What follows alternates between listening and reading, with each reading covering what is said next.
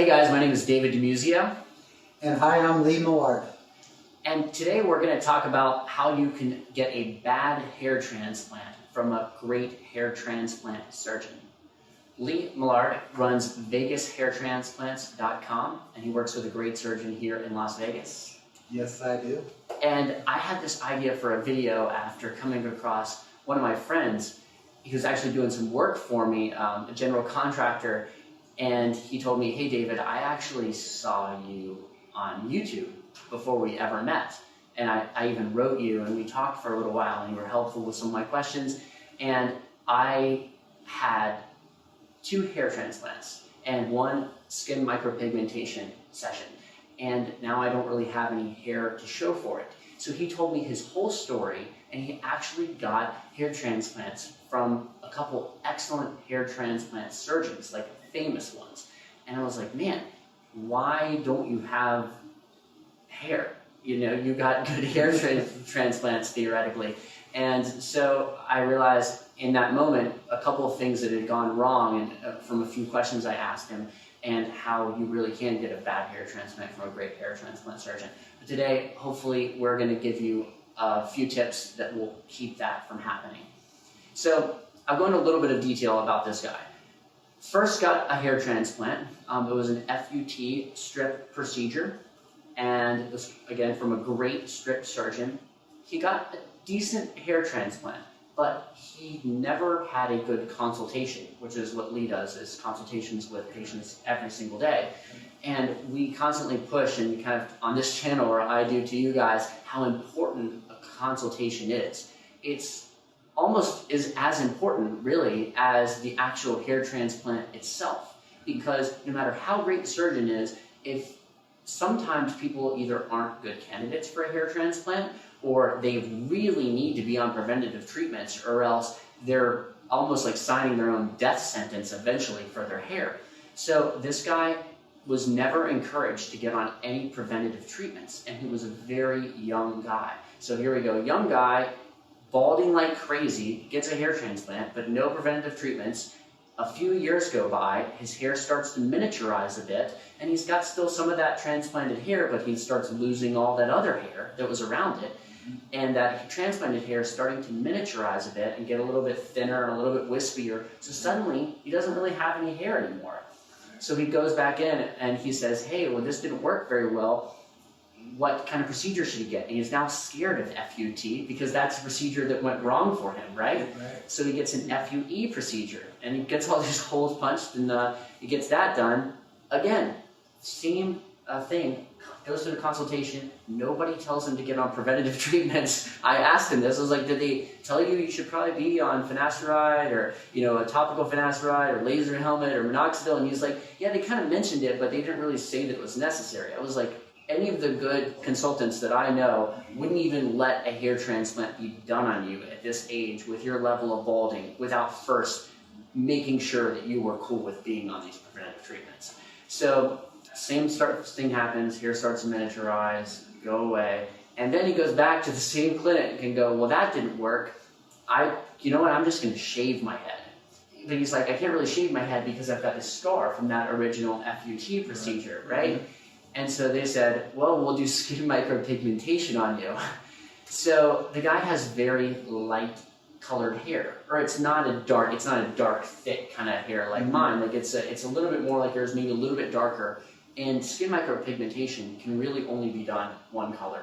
Like it's done dark, kind of blackish, right? And he has very light skin Caucasian guy. And so he gets these dots done all over the back of his head right here. And so he's got this big smiley face now of black dots on the back of his head. Oh man, and so now he's so frustrated because he can't even shave his head, and like nothing can be done. And like I feel so bad for the guy because he's a great dude, Take me through like your consultation process. Like what part of that was messed up, and what would you recommend someone like this position ask? What I always do, first I want to find out what their goal is. You want to find out what the goal is, and depending on how much hair loss they have, if they still have hair on their head, I always say, okay, you've got some options to hang on to your hair. You've got alopecia or finasteride. You have that pill that you can take.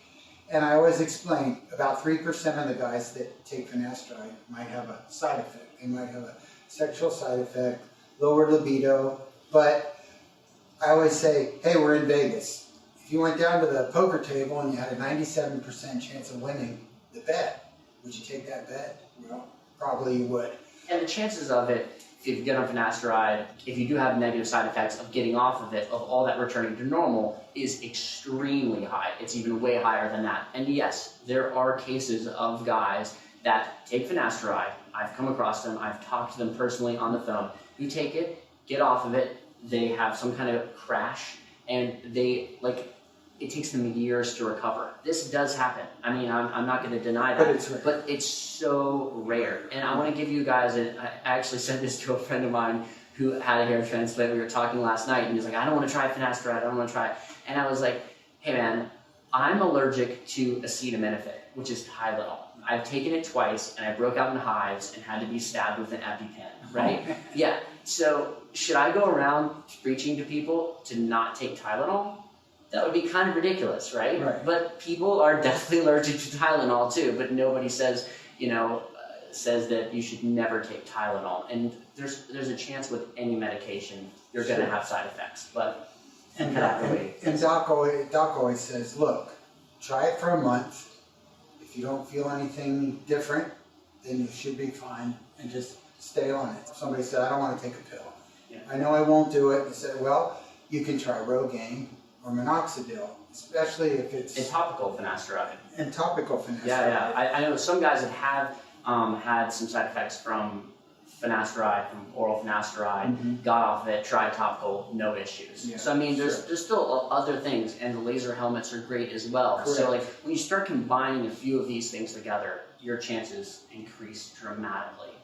And that's something else. People always say, well, if I don't take the pill and I don't do minoxidil, can I just do laser? And I say, some guys do everything. Some guys actually do finasteride, they do Rogaine, and they do laser. So it's all about how bad do you want the best head of hair. Yep. So the more you do, the better your hair is going to be. Another thing that Lee and I were talking about before this video was within a consultation also talking about other things that you might be able to use to enhance your hair. Because with each thing that you take away, something kind of has to be added. It's all a give and take, right? And so like if I was consulting my friend and he was telling me, hey, I don't want to take finasteride, I don't want to do this, then I would start saying, well, look at some other things. If you aren't concerned about having the absolute thickest hair and you're not willing to take a couple of those minor risks, then maybe you need to think about using Topic or using some fibers or Derm Match or some kind of concealer, because you could probably still get away with having that thinner hair that might happen from not being on finasteride and having that thickness if you're willing to use those concealers. Correct. So you start adding that, and then you go, okay, well, if you're not willing to do any of that, well then, would you be willing eventually, if it all does fall out, to wear like a wig or a hair system or something like that? So you have to be able to adjust those things and talk about what might potentially happen, right? Speaking of consultations, because again, this is so important when it comes to getting a hair transplant. You guys have probably seen some of my videos with Steve Cook, who was the consultant who helped me through my hair transplant process. Now, Steve kind of manages the East Coast and works with a lot of doctors along the East Coast of the United States. Lives in Austin, from New Jersey originally. But Lee is in Las Vegas and is really well acquainted with a lot of doctors on the West Coast. And so we kind of wanted to just chat today, and I wanted to give you his website in case you need a consultation. It's VegasHairTransplants.com.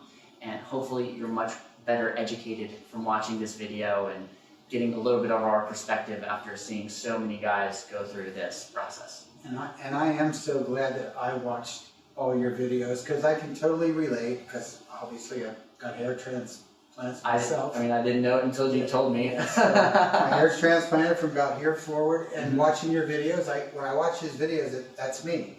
I can totally relate. I've been there. I've been in your shoes. So if I can help and answer any questions, reach out to me. I'll be glad to help.